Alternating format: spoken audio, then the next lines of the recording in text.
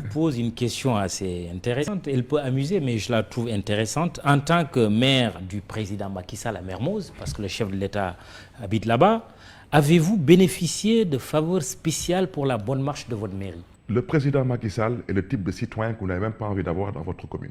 Demandez-lui de vous sortir sa déclaration de foncier bâti et sa taxe sur les ordures ménagères. Alors, le président Macky Sall, un jour, me demande pourquoi vous n'avez pas accueilli le président Macky Sall. C'était, je crois, au niveau de Mermoz. On me demande pourquoi je ne l'ai pas accueilli. Je demande pourquoi je dois l'accueillir. On me dit, oui, vous devez accueillir le président de la République. Je dis, quand un président de la République se permet de combattre son maire, je lui rappelle qu'au même titre qu'il a été élu au suffrage universel direct, j'ai été élu au même titre au suffrage universel direct et non nommé.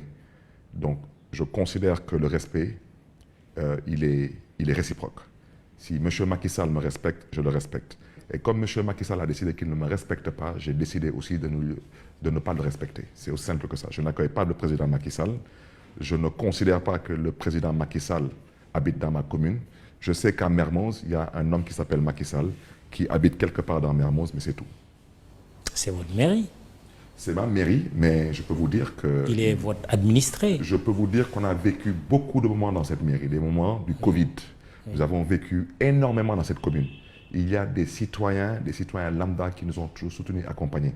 Le président Macky Sall ne comprend pas que veut dire l'État, parce que ce n'est pas un homme d'État, c'est un homme de détail et d'étape. En tant que chef d'État, il annonce un audit pour faire la lumière sur l'argent dépensé dans la lutte contre les inondations. Le plan décennal est d'un montant de plus de 700 milliards de francs CFA. Vous allez m'excuser, le président Macky Sall ne croit même pas en ce qu'il dit.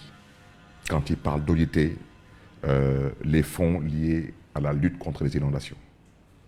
Demandez au président Macky Sall depuis combien de décennies il fricote avec des fonds liés aux inondations. Demandez au président Macky Sall, quand il est entré au gouvernement, il a commencé à quel poste?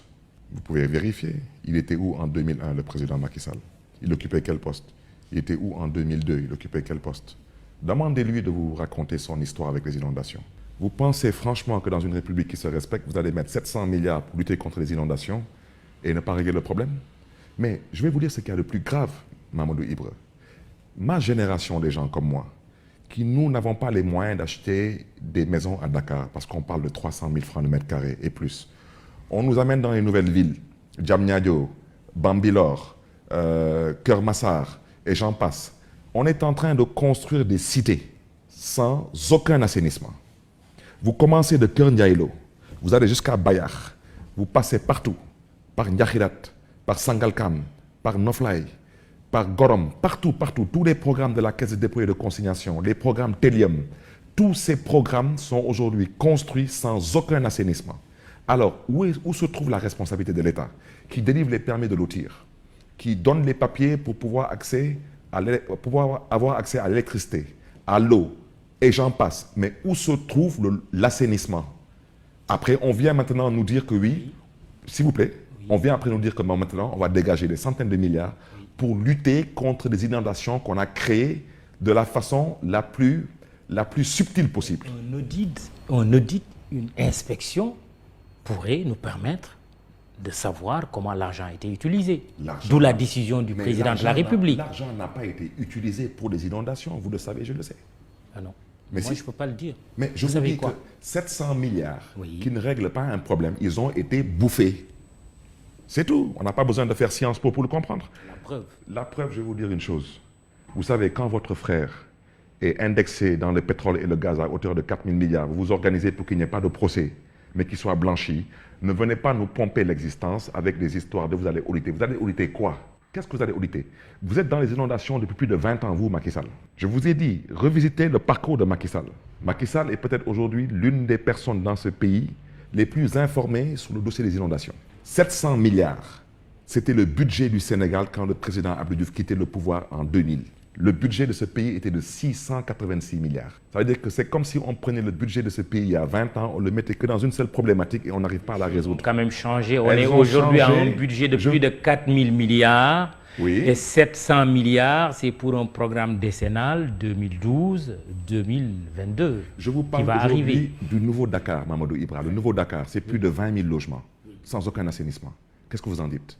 Le nouveau Dakar, de Keur Ndiaye-Lo jusqu'à Bayard, toutes les cités, cité Cyprès, cité Télium, et j'en passe, CDC, et j'en passe.